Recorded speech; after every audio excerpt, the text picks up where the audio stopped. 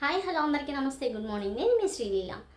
నేను very important point అనేది చెప్పడానికి వచ్చేసాను. ప్లీజ్ లాస్ట్ వరకు ఈ వీడియో స్కిప్ చేయొద్దు. అండ్ నా ఒపీనియన్ కరెక్టో కాదో మీరు కామెంట్ చేసి చెప్పండి ప్లీజ్. ఎందుకనంటే నేను చూసిన సిచ్యువేషన్స్లో ఫ్యామిలీస్లో నేను అబ్జర్వ్ చేస్తుంది ఏంటంటే, చిన్న పిల్లలకి మనం ఏదైతే గతంలో కోల్పోయామో, అంటే ఎవ్వరు మనం ఆలోచించినా పిల్లల భవిష్యత్తు కోసమే ఆలోచించాలి. పిల్లలు 100% బాగుండాలి, వాళ్ళు సెటిల్ అవ్వాలి, వాళ్ళ పైకి సెటిల్ సక్సెస్ఫుల్ అయిపోవాలని చెప్పేసి ఆలోచిస్తాం. ఎవరో నాశనం అయిపోవాలని కోరుకోం.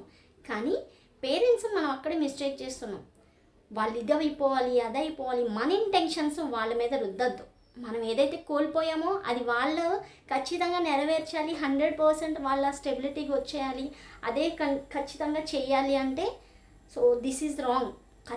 నేను ఒకటి చెప్తాను, ఫ్రాంక్ చెప్పాలి అంటే, ఈ రోజుల్లో ఈ జనరేషన్ బట్టి వాళ్ళకంటే ఒక స్పెషల్ థింగ్స్ ఉంటాయి. ఒక్కొక్కరికి ఒక్కొక్క స్పెషల్ యాక్టివిటీ ఉంటుంది. బట్ వాటిల్లో ఏంటి అనేది గమనించి వాళ్ళలో ఉన్న టాలెంట్ని గుర్తించి మనం దానికి స్వేచ్ఛనివ్వాలి.